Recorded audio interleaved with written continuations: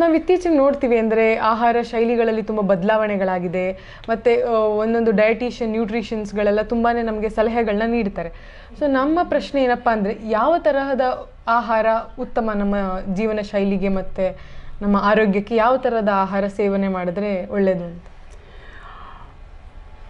ಯಾವ ಥರದ ಆಹಾರ ಅಂದರೆ, ಫಸ್ಟ್ ಮೊದಲಾಗಿ ನಾವು ಆಹಾರ ಅನ್ನೋ ಪದಕ್ಕೆ ನಿರ್ವಚನ ತಗೋಬೇಕು. ಆಹಾರ ಅಂದರೆ ಏನು? ಆಹಾರ ನಮ್ಮ ಜೀವಂತವಾಗಿರೋದಕ್ಕೆ ಬೇಕಾಗಿದ್ದ ಶಕ್ತಿಯನ್ನು ಕೊಡಬೇಕು ಮೊದಲನೇ ಹಂತದಲ್ಲಿ.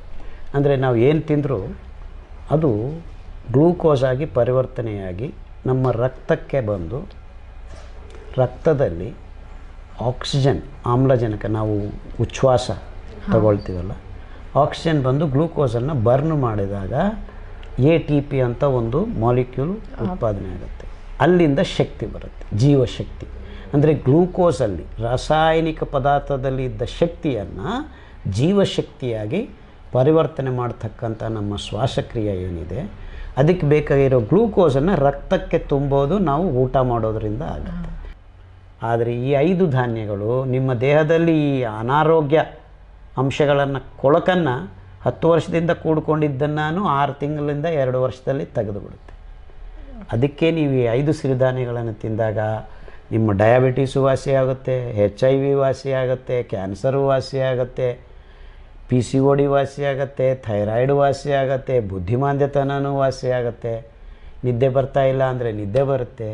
ಯಾಕೆ ನಿದ್ದೆ ಬರ್ತಾಯಿಲ್ಲ? ನಿಮ್ಮ ಮೆದುಳಿನಲ್ಲಿ ಇದ್ದ ಕಲ್ಮಶಗಳು ಅವತ್ತಿಗಾವತ್ತು ಕ್ಲೀನ್ ಆಗ್ತಾಯಿಲ್ಲ ಅಂತ. ಸೊ ಇದು ಆಹಾರ ಅನ್ನುವ ಪದಾರ್ಥದ ನಿರ್ವಚನ. ಅಂದರೆ ಏನು? ನಮಗೆ ಶಕ್ತಿ ಕೊಡಬೇಕು, ದೇಹದಿಂದ ಕಲ್ಮಶಗಳನ್ನು ದೂರ ಮಾಡಬೇಕು. ಇನ್ನೊಂದು ಅತಿ ಮುಖ್ಯವಾದ ಅಂಶ ಇದೆ, ನಮ್ಮ ದೇಹದಲ್ಲಿ ಬೇಕಾಗಿರೋ ಜೀವಸತ್ವಗಳನ್ನು ತುಂಬುವ ಕೆಲಸ ಮಾಡಬೇಕು. ಆ ಜೀವಸತ್ವಗಳಲ್ಲಿದ್ದೇ ಜೀವ ರಾಸಾಯನಿಕ ಕ್ರಿಯೆಗಳು ನಡೆಯೋದಿಲ್ಲ.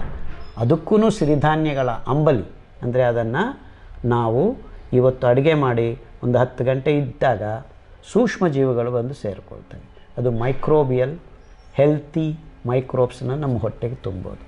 ಅವು ಇಲ್ಲದೆ ನಮ್ಮ ಜೀವಸತ್ವಗಳ ಉತ್ಪಾದನೆ ಮತ್ತು ಅದರ ಸರಬರಾಜು ಸರಿಯಾಗಿ ನಡೆಯೋದಿಲ್ಲ.